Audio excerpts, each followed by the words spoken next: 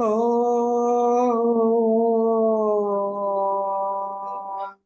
गुरुब्रह्मा गुरुर्विष्णुः गुरुर्देवो महेश्वरः गुरुसाक्षात् परं ब्रह्म तस्मै श्रीगुरवे नमः।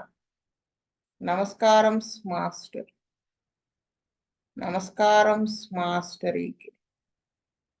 నమస్కారం మాస్టర్ ఎంఎన్. నమస్కారం మాస్టర్ విపిఎస్. నమస్కారం మాస్టర్ సివిబి. నమస్కారం మాస్టర్ సివివి. నమస్కారం master CVV to your lotus. Master CVV నమస్కారం to your lotus feet. Vasudev.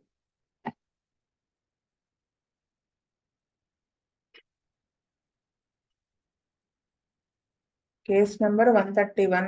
Krishnaveni చదువుతావా?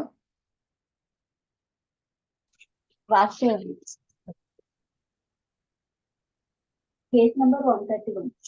A lady aged about 22 years came to our dispensary with the following complaints. Since 5 years, she had been suffering from asthma. In 1987, she got severe bronchitis. After this, she did not take proper care, and after 2 years, she started to get asthma. It was getting worse year by year. She used to get asthmatic attack when she used to drink milk or alcohol. Also, she used to get in the evenings. She was treated by homeopathy in October 1994. She was treated for 2 months. She was given Lexis 9C 1 dose in a month, 2 doses totally, and Calicarb 7C whenever she had an attack. She took this for 3 weeks. After this treatment, the asthmatic attacks were better. Now she gets the attack whenever she makes a physical effort. But since after this treatment, she started to gain weight. She had put up 6 kgs within 6 months. Also, she had continuous cold since after this treatment. Now she was not getting the attack even on taking milk. Her adenoids were operated when she was in elementary school. Also, she suffered from mumps, chickenpox, and scarlatina at 14 years. She got scarlatina after vaccination. She was born normally. It was a provoked delivery. She suffered from colds and unease as a child. She often suffered from headache in the evening after returning from school. She was calm but sad in her childhood. She was the last child of her parents. Attained monarchy at 11 to 12 years. It was always regular and normal. She had no sufferings from menstruation. She never used the pill so far. She had no relationship so far. Her memory was getting worse. She could manage at school to maintain her studies well, but she could not take the lessons by heart. She had good appetite and eats everything. Digestion and stool were regular. She sleeps very late at night. Generally, she sleeps from 3 a.m. to 10 a.m. at home. If she was at school, she sleeps from 1 a.m. to till 6 a.m. and she gets very tired. She got 2 bronchial attacks. Before becoming asthmatic, the bronchial attacks were preceded by cold. She likes warm climate, but if it was humid, she could not breathe. She did not remember her dreams, but sometimes she gets a sensation as if she was falling or if something was dashing against her, and then she wakes up. Her mother's sister also suffers from asthma since her 40th year. Also, her daughter was suffering from asthma since she was a child. Her father and her sister were suffering from eczema. She got little eczema once for a short time and it disappeared. She often gets pimples. Nails were white as if painted. Doctors told her that she was deficient in zinc. Whenever she makes physical effort, the cheeks turn red. Also, she gets transpiration and difficulty in breathing after a physical exertion. She prefers to swim than walk or run. When the weather was cold and rainy, she gets the attack of asthma. She covers her body, throat, etc. Carefully, she feels short of breath during the attack. She tries to breathe long through her nose whenever it was very insufficient. She uses Ventolin spray. She could not lie down during the attack. She must be in erect position or bend forward. She feels better by pulling the legs and hands together and bending down on her belly. Also, she gets little balls of phlegm during the attack. The attack generally subsides and fades in 30 minutes. On 17 September 1995, Dr. E. Ananthakrishna prescribed Palstilla 200, 3 doses with 2 months gap. On 17th March 1996, he prescribed Calcarea Carb 200, 1 dose. వాస్తవండి ఈ కేసులో patient age వచ్చి 22 years ఉంది. ఈమె 5 years నుంచి ఆస్తమాతో suffer అవుతున్నారని చెప్పారు. 87 లో ఆమెకి సివియర్ బ్రాంకైల్ ఆస్తమా వచ్చింది. అప్పుడు ప్రాపర్ కేర్ తీసుకోవడం వల్ల అది ఎవ్రీ ఇయర్ ఇంకా వర్స్ అయిపోయింది, ఇయర్ బై ఇయర్ అని చెప్పేసి అన్నారు. తర్వాత ఆవిడకి ఎక్కువగా ఇది మిల్క్ అండ్ ఆల్కహాల్ తీసుకున్నప్పుడు ఎక్కువ వస్తుంది, అది ఈవినింగ్ టైమ్స్ లో వస్తుంది అని చెప్పారు. అయితే హోమియోపతి ట్రీట్మెంట్ ఇది అక్టోబర్ 1994 లో తీసుకున్నారు. అక్కడ ట్రీట్మెంట్ లో ఆవిడకి ఇచ్చిన మెడిసిన్ లెక్సేస్ 9C 2 doses ఇచ్చారు. అలాగే క్యాలికర్బ్ 7C ఆల్మోస్ట్ 3 weeks వాడారు వెరీ లోవర్ పొటెన్సీస్ లో.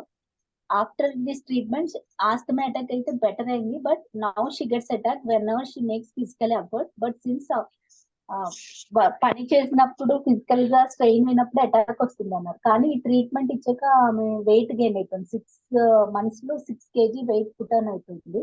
అండ్ కంటిన్యూ కోల్డ్ కూడా ఉంది. And she had continuous cold since after this treatment. ఈ ట్రీట్మెంట్ తర్వాత వీడికి వెయిట్ గెయిన్ అవ్వడము, అలాగే కోల్డ్ అనేది కంటిన్యూగా ఉండిపోవడం అనే సైడ్ ఎఫెక్ట్స్ వచ్చాయి. వాడికి చిన్న ఏజ్ లో ఉన్నప్పుడు ఎడినాయిడ్స్ కూడా ఆపరేషన్ చేశారు. మెయిన్ గా అలాగే ఇక్కడ చూస్తే ఆమెకి మమ్స్, చికెన్ పాక్స్ వ్యాక్సినేషన్ తర్వాత ఈ స్కార్లెట్ ఫీవర్ కూడా అవన్నీ వచ్చాయని చెప్తున్నారు. తర్వాత ఆమె స్కూల్ నుంచి వచ్చేసరికి హెడేక్ రావడం, అంటే అది మెంటల్ గా టైర్డ్నెస్ అన్నది తెలియజేస్తుంది. అలాగే she was calm but sad in her childhood అన్నారు. చాలా దిగులుగా ఉండేది చైల్డ్హుడ్ లో. అలాగే మెమొరీ కూడా అంటే 22 years ఉన్నాయి కానీ మెమొరీ కూడా వర్స్ అయిపోతుందని చెప్పారు. స్టడీస్ వరకు మెయింటైన్ చేస్తుంది కానీ ఏది బై హార్ట్ చేసి గుర్తుపెట్టలేకపోతుంది అని చెప్తున్నారు. మాస్టర్ గారు ఇక్కడ ఫస్ట్ ఆమెకి పల్స్టిల్లా ఇచ్చారండి, 2 doses 3 doses ఇచ్చారు. ఎందుకు నేను అనుకోవడము ఆమెకి హోమియోపతి ట్రీట్మెంట్ ఒకటి లో పొటెన్సీస్ తర్వాత ఆమెకి బాగా సైడ్ ఎఫెక్ట్స్, వెయిట్ గెయిన్ అయిపోవడము, అలాగే కంటిన్యూ కోల్డ్ అన్నది అలాగే సిన్స్ ఆఫ్టర్ ది కంటిన్యూగా కోల్డ్ అన్నది ఒకటి ఉండిపోయింది. అలాగే చిన్నతనంలో ఈ chicken pox, scarlet fever vaccination తర్వాత రావడం, ఆ సైడ్ ఎఫెక్ట్స్ అవి తగ్గించడానికి దాని రిలేటెడ్ గా ఫస్ట్ దీనికి పల్స్టిల్లా 203 doses వరకు ఇచ్చుంటారు అనుకుంటున్నాను. తర్వాత కాల్కేరియా కార్బ్ 200 ఇచ్చారు. సో నేను అనుకోవడం ఇక్కడ ఆమె చెప్పిన పాయింట్ లో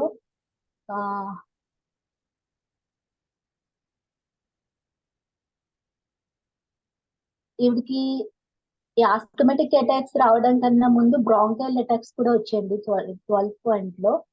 అలాగే ఇక్కడ whenever weather was cold and rainy, she gets attack of asthma.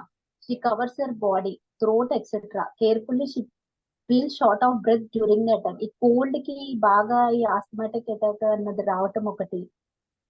అలాగే ఇక్కడ మనకి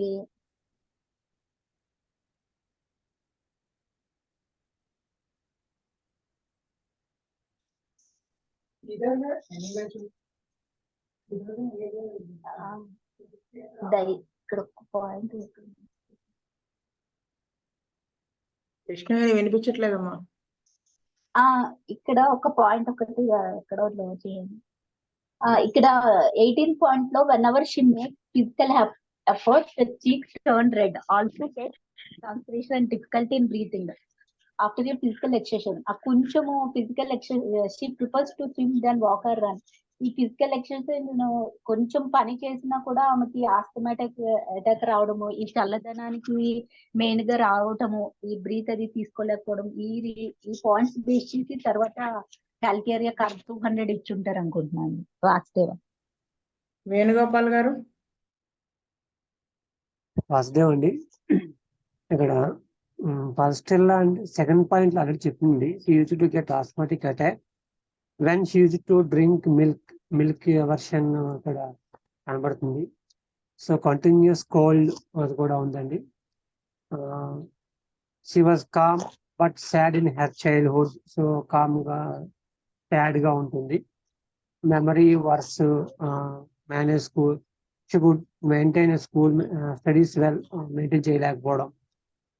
వామ్ క్లైమేట్ ఇష్టపడ్డం, suffocating humid, but it was humid she could not breathe. So అది కూడా ఉంది. సో 14th పాయింట్ లో డ్రీమ్స్ కూడా ఉన్నట్టు, some times get sensation she falling as if something was dashing. So 14th point లో డ్రీమ్స్ లో కూడా మనకి ఫస్ట్ ఇండికేట్ అవుతుందండి. అలాగే కాల్కిరియా కార్బ్ వచ్చి వెన్ ఎవర్ ఫిజికల్ ఎఫర్ట్ చేసినప్పుడు, ఫిజికలైజేషన్ చేసినప్పుడు ప్రాబ్లం అవుతుందని చెప్పి దాన్ని బట్టి వేసాను అనుకుంటున్నాను. వాసుదేవ. పూర్ణానందం గారు, మారుతి గారు, కామేశ్వరరావు గారు, వాసుదేవ వాసుదేవ. శ్రీనివాసమూర్తి గారు, వాసుదేవ. నా వ్యూ వచ్చేటప్పటికి అంటే మనం చూడంగానే అలా కనిపిస్తుంది, కానీ కేసు మనము స్టడీ చేయడం అంటే రాసుకుంటే ఇంకా క్లారిటీ వస్తుంది, ఇంకా మనకి కొత్త పాయింట్స్ తెలుస్తాయి. ఎలా ఆ నేచర్ ఆఫ్ ద సిక్నెస్ అంటే మాస్టర్ గారు ఎక్కడి నుంచి రాశారు, పుట్టిన దగ్గర నుంచి రాశారు. నేను రాసుకున్నది చెప్తూ ఇప్పుడు చెప్తాను. నార్మల్ గానే పుట్టిందని చెప్పారు. ఫిఫ్త్ పాయింట్ లో she's provoked by delivery, she was Born normally. Next అదే పాయింట్ లో కోల్డ్స్ యాంజైన్స్ తో చిన్నపిల్లగా ఉన్నప్పుడు సఫర్ అయ్యారని చెప్పారు. నెక్స్ట్ 4th పాయింట్ లో ఎలిమెంటరీ స్కూల్ అంటే ఫిఫ్త్ క్లాస్ లోపు అంటే 10 years లోపు ఎడినాయిడ్స్ ఆపరేషన్ అయింది. నెక్స్ట్ 6th పాయింట్ లో ఏంటంటే స్కూల్ నుంచి వచ్చేటప్పటికి తలనొప్పి అనేది వస్తూ ఉంటుందని చెప్పారు. Often suffered from headache in the evening after returning from school. అంటే ఇక్కడ స్కూల్ కి వెళ్ళడము రావడము అదొక స్ట్రెయిన్, మెంటల్ ఎగ్జర్షన్, ఈ రెండింటినీ కూడా తను తట్టుకోలేకపోయిందేమో అనిపించింది. అంటే ఆ కొంచెం దానికే శ్రమ చేసినా తనకి పెయిన్, హెడేక్ రావటం. నెక్స్ట్ 5th పాయింట్ లోనే చిన్న 14 years ఏజ్ అప్పుడు మమ్స్, చికెన్ పాక్స్, స్కార్లాటిన్ వచ్చింది. నెక్స్ట్ వచ్చేసి 12th పాయింట్ లో ఫస్ట్ తనకి కోల్డ్ రావడం, తర్వాత 2 times బ్రాంకియల్ అటాక్ వచ్చింది, బ్రాంకియల్ అటాక్స్ వచ్చి అది నెమ్మదిగా ఆస్మాలోకి కన్వర్ట్ అయింది. అయితే ఈ ఫస్ట్ పాయింట్ ఇక్కడ, ఇప్పుడు మన ఫస్ట్ పాయింట్కి వస్తే 1987 లో సివియర్ బ్రాంకైటిస్ వచ్చింది. పైన చెప్పిన పాయింట్ దాకా మనం చెప్పుకున్న 12th పాయింట్కి ఇది కనెక్ట్ చేసుకుంటే సివియర్ బ్రాంకైటిస్ వచ్చి 2 years తర్వాత ఆస్మా స్టార్ట్ అయిందని చెప్పారు. ఇంకా అది సంవత్సరానికి పెరుగుతా వచ్చింది. దాని వలన ఏం చేసింది ఆవిడ 2nd పాయింట్ లో 1994 లో అంటే 1 year క్రితం, అంతే కదా, ఒక 2 months మన మాషా దగ్గరికి రావడానికి ఒక 1 year అంతే, 1 year క్రితం ఇంగ్లీష్ హోమియో వాడారు ఆవిడ. అంటే ఈ ఆస్మా అనేది దేని వల్ల వస్తుందంటే ఆల్కహాల్ తీసుకున్నా, మిల్క్ తీసుకున్నా రావడం, ఎగ్రవేషన్ ఈవినింగ్. అయితే 1994 లో 2 months హోమియోపతి వాడారు. ఏది ఎలాగా, లెక్సిస్ 9C. అసలు లెక్సిస్ అనేది 30కి బిలో వాడకూడదని చెప్తారు కదా మాస్టర్ గారు. 2 doses టోటల్ గా వాడింది. క్యాలికార్బ్ ఏమో అటాక్ వచ్చినప్పుడు ఇలా ఫర్ 3 weeks తీసుకున్నది. అంటే అంత లో పొటెన్సీ. క్యాలికార్బ్ కూడా మనం 6 లో అయితే వెయ్యం, 30 నుంచే వేస్తాం నాకు తెలిసినంత వరకు. అయితే అలా వచ్చినప్పుడల్లా, అటాక్ వచ్చినప్పుడల్లా ఆవిడ వేసుకునేదని చెప్పారు. అయితే ఏమైంది, ఇది కరెక్ట్ ట్రీట్మెంట్ కాదు అనడానికి గుర్తు కింద ఏంటంటే నెక్స్ట్ ఇది తీసుకున్న తర్వాత అంటే ఈ 3rd పాయింట్ లో after this treatment osmotic attacks were better, అవి తగ్గాయి. కానీ now she gets the attack when ever she makes physical effort, but since after this treatment she started to gain weight. అంటే కేసు ఇంకో turn తీసుకుంది, weight gain చేయడం. అక్కడి నుంచి continuous గా కోల్డ్ ఉంటుంది ట్రీట్మెంట్ తర్వాత నుంచి. మిల్క్ అవి ఏం తాగినా కానీ అటాక్ అయితే రావట్లేదు. అయితే సో ఇది ఒక పాలియేషన్ లాగా పనిచేస్తుంది తప్ప నాట్ క్యూర్ అనేది జరగలేదు. ఇక్కడ మళ్ళీ మనము 17th పాయింట్ ని కనెక్ట్ చేసుకుంటే ఇక్కడ చూడండి, nails were white as if painted. అంటే డెఫిషియన్సీ ఆఫ్ ద జింక్ అంటే వచ్చిందని చెప్పారు డాక్టర్స్. అంటే ఇక్కడ ఏమవుతుంది, ఎస్సిమిలేషన్ అనేది పోయింది, అంతే కదా. మామూలుగా మనం తీసుకునే ఫుడ్ లో జింక్ ఉంటుంది, అది ఎస్సిమిలేషన్ లేకపోవడం వలన అది షార్టేజ్ డెఫిషియన్సీ వచ్చింది, దానివల్ల నెయిల్స్ అలాగా. నెక్స్ట్ 18th పాయింట్ చూస్తే whenever she makes physical efforts the cheeks turn red. అది ప్లస్ ట్రాన్స్పిరేషన్ గెట్స్ ట్రాన్స్పిరేషన్ అంటే difficulty in breathing after A physical exertion. అంటే అంతలాగా ఆవిడకి స్వెట్టింగ్ రావడము, ఆ డిఫికల్టీ ఇన్ బ్రీతింగ్ అనేది ఇంకా పెరిగింది ఆ ట్రీట్మెంట్ తర్వాత అనేది. 19th పాయింట్ కూడా ఇక్కడే చూసుకుంటే, కోల్డ్ కానీ రైనీ సీజన్ ఉన్నప్పుడు అటాక్ ఆఫ్ ఆస్మా వస్తుంది. ఎంత కవర్ చేసుకున్నా కానీ ఆ అటాక్ అనేది వచ్చేస్తుంది. ఆ టైంలో tries to breathe long through her nose whenever it was very insufficient. ఈ వెంటలిన్ స్ప్రే అనేది ఏంటంటే బ్రాంకోస్పాజమ్ లో పనిచేస్తుంది, ఆవిడ దానికి వాడేవారు. నెక్స్ట్ 20th పాయింట్ చూస్తే, ఇది ఆస్మాటిక్స్ లో ఉండేటువంటి కామన్ సిమ్టమే, పడుకోలేకపోవటం అనేది, ముందుకు వంగి ఇలా కూర్చోవటం అనేది. నెక్స్ట్ వచ్చేసి also she gets little balls of phlegm during the attack. The attack generally subsides and fades in 30 minutes. సరే, ఆ తర్వాత చూస్తే 16th పాయింట్ ని చూసుకుంటే ఇక్కడ మనం కనెక్ట్ చేస్తే ఈ స్కిన్ కంప్లైంట్ కూడా వచ్చింది. స్కిన్ కంప్లైంట్ యాక్చువల్గా వాళ్ళ పేరెంట్స్ లో ఒకళ్ళకు ఉంది, ఫాదర్ కి సిస్టర్ కి. అదే ఈ అమ్మాయికి వచ్చి మళ్ళీ తగ్గిపోయింది, అంటే దానికి ఏదో వాడారు ఆవిడ. నెక్స్ట్ మెన్స్ట్రల్ ప్రాబ్లమ్స్ ఏం లేవు, ఫిజికల్ జనరల్స్ కూడా అంతా బాగానే ఉంది. స్లీప్ మాత్రం మొదటి నుంచి కూడా ఆవిడ లేట్ గా పడుకోవటం అనేది ఉంది, దానివల్ల ఈవిడికి టైర్డ్ గా అనిపించడం. 13th బహుశా నేను అనుకోవటం ఈ ఆస్మాటిక్ అటాక్స్ ఇవన్నీ ఉన్నాయి కదా, దానివల్ల కూడా సగం నిద్ర పట్టకపోయి ఉండొచ్చు. 13th point likes warm climate humid weather అనేది భరించలేకపో, అంటే హ్యూమిడ్ వెదర్ ఉంటే బ్రీత్ తీసుకోలేకపోవడం. డ్రీమ్స్ చూడండి, sensation as if falling or as if something dashing against her and wakes up. అంటే ఇది ఒక రెస్పిరేటరీ, అంటే లంగ్స్ బాగా కంజెషన్ ఉన్నప్పుడు ఇవి పడిపోతున్నట్లుగా కానీ, కిందకి అంటే పడిపోతున్నట్టు అంటే ప్రాణం గుంజుకుపోతున్నట్టుగా ఉంటుంది కిందకి. అంటే ఒక్కసారిగా మెలకు వచ్చేస్తుంది, ఊపిరి ఆడనట్టు అనిపించి అని నేను అనుకుంటున్నాను. నేను ఇలా తీసుకున్నాను డ్రీమ్స్ ఇలా. 7th పాయింట్ లో చూస్తే she was calm but sad in her childhood. అంటే పేరెంట్స్ వల్ల ఇబ్బంది ఏమీ చెప్పలేదు మాస్టర్ గారు, సాడ్ ఇన్ హర్ చైల్డ్హుడ్. తన నేచర్ అలా, నేచర్ని తెలియజేస్తుంది ఇక్కడ. మెమరీ కూడా తగ్గుతోంది, స్కూల్లో మేనేజ్ చేస్తుంది కానీ అంటే అప్పటికప్పుడు చదివేది రాసేసేది తప్ప బై హార్ట్ చేయలేకపోయేది అని చెప్పారు. అయితే ఇక్కడ నెక్స్ట్ ఫ్యామిలీ హిస్టరీలో వాళ్ళ పిన్నికి ఉంది ఆస్మా, వాళ్ళ అమ్మాయికి కూడా ఉంది. వాళ్ళ మదర్ సిస్టర్ కి 40 years ఏజ్ లో వస్తే ఆవిడ కూతురికి చిన్నప్పటి నుంచే వచ్చింది. ఈవిడికి కూడా ఇంకా ఈ పేషెంట్ కూడా చిన్నతనం నుంచే వచ్చింది కదా. సో ఎగ్జిమా ఆస్మా అనేది హెరిటరీగా ఈవిడ వచ్చాయి. సరే, మాస్టర్ గారు పల్స్లా ఎందుకు ఇచ్చారు అని అనుకుంటున్నానంటే 203 doses ఇచ్చారు విత్ 2 months గ్యాప్. ఈ ఆస్మాటిక్ అటాక్ ఏదైతే ఉందో అది పల్స్లా సిమ్టమ్స్ కూడా ఉన్నాయి. ఎలాగా అంటే చూడండి, అఫ్ కోర్స్ ఆ లోవర్ పొటెన్సీలో ఇచ్చిన తర్వాత నుంచి ఆవిడ హెల్త్ ఇంకా డిస్టర్బ్ అయిపోవడం, ఊబగోళ్ళు రావడం, ఏమాత్రం ఎగ్జాక్ట్ అయినా ఫేస్ అది రెడ్ గా అవ్వడం, అంటే అది ఫాల్స్ ప్లెథోరిక్ కండిషన్ ఇలా ఉంది. నెక్స్ట్ వచ్చేసి 2nd పాయింట్ లో చూడండి, ఎప్పుడు వస్తుంది ఆస్మాటిక్ అటాక్? మిల్క్ తీసుకున్న, ఆల్కహాల్ తీసుకున్న వస్తుంది. Use to get in the evenings వస్తుంది. ఇదొకటి పల్స్లా సిమ్టమ్. హోమియోపతి మెడిసిన్ ఇప్పుడు చాలా సార్లు వాడారు కదా, 1 year గా క్యాలికార్ప్ 7C అనేది, ఇదొకటి అనవసరమై, అంటే దాని వలన వచ్చిన కంప్లైంట్స్ కొన్ని ఉన్నాయి కదా, దానివల్ల అక్కడి నుంచి చాలా డిస్టర్బ్ అయింది హెల్త్, ఇంకా డీప్ గా వెళ్ళిపోయింది.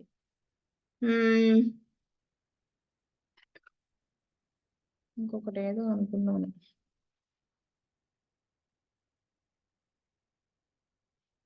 ఇక్కడ 20th పాయింట్ లో చెప్పా చూడండి. She feels better by pulling the legs and hands together bending down on her belly.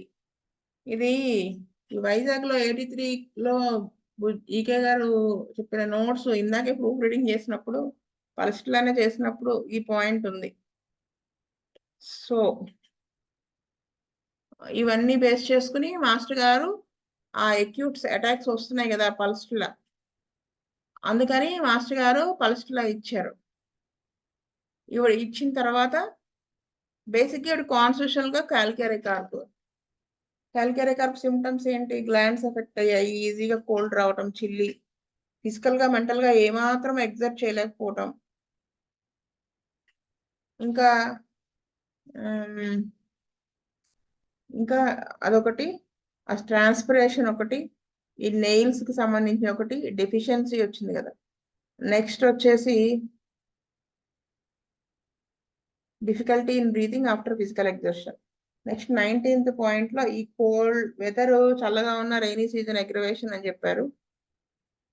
బాడీని ఎంత కవర్ చేసుకున్నా గానీ ఆ అటాక్ అనేది వచ్చేస్తుందండి. Easy to takes cold. So ఇదొకటి. ఇంకా ఏంటంటే ఈ హెడ్, ఈ పల్స్ల సిమ్టమ్ ఏంటంటే ఆవిడకి చిన్నతనంలో అది పల్స్లో అయినా చూసుకోవచ్చు, క్యాల్కేరియా కార్ప్ అయినా అవ్వచ్చు. చిన్నతనంలో స్కూల్ నుంచి రాగానే హెడేక్ తో వచ్చేది కదా, అది పల్స్లలో కూడా ప్రామినెంట్ గానే ఉంటుంది.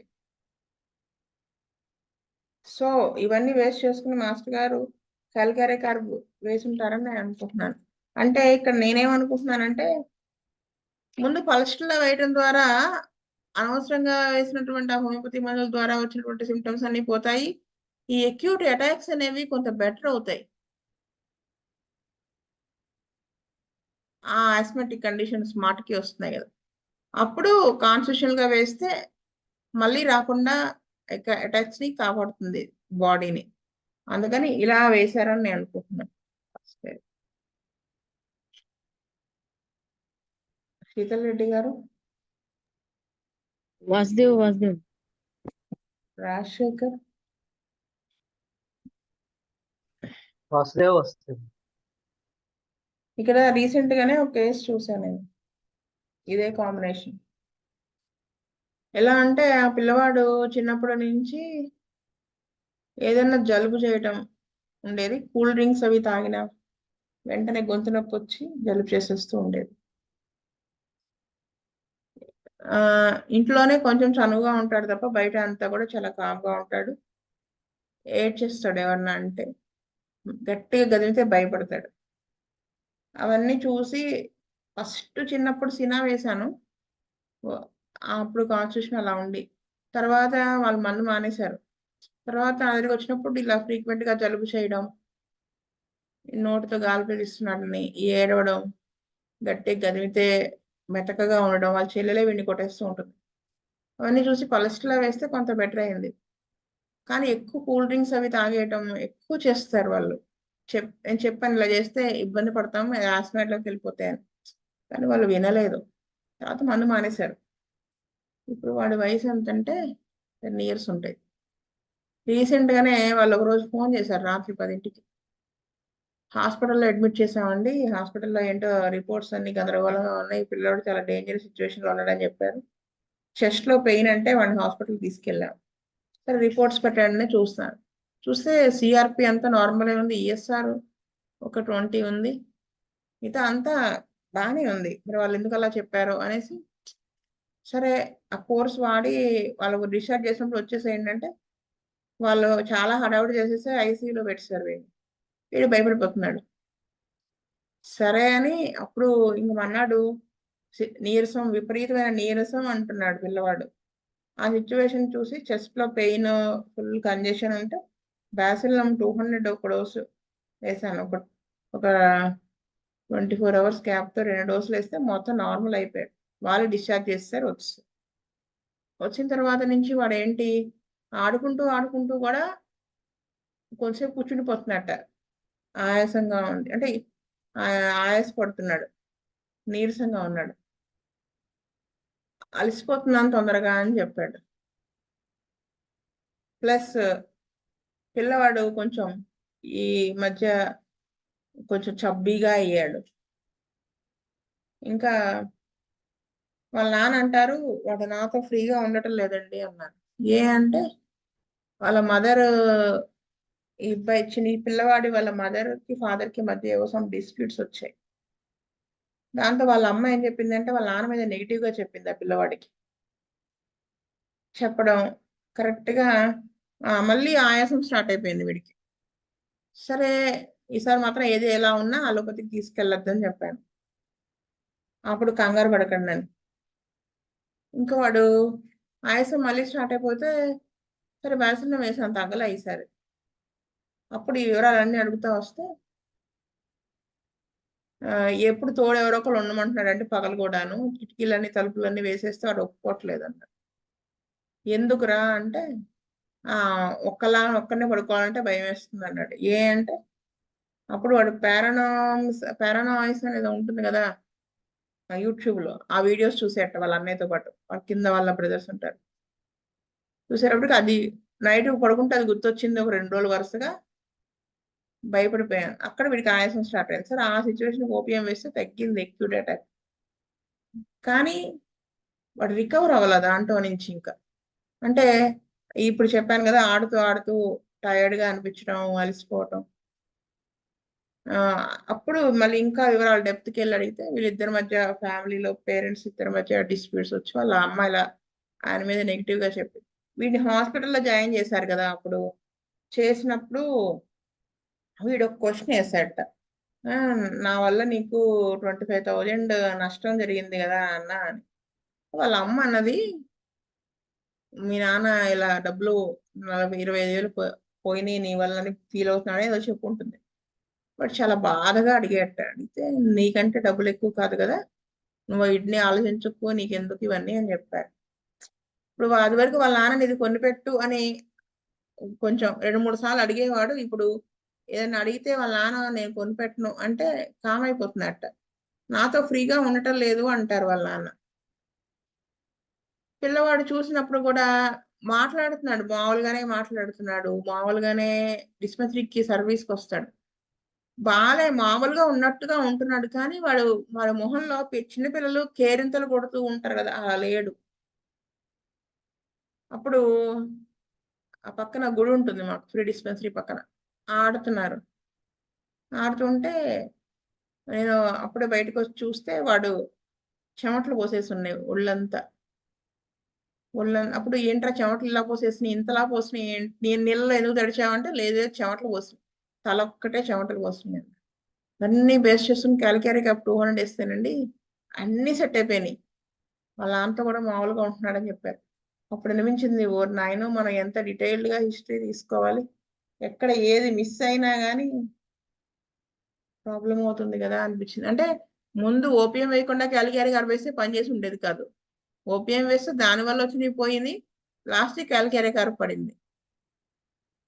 అదనమాట విషయం. నస్తే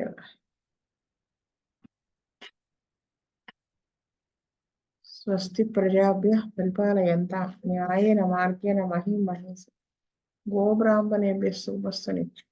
లోకాః సమస్తాః సుఖినో భవంతు. లోకాః సమస్తాః సుఖినో భవంతు. లోకాః సమస్తాః సుఖినో భవంతు. ఓం శాంతి శాంతి శాంతి. వాసుదేవ వాసుదేవ వాసుదేవ.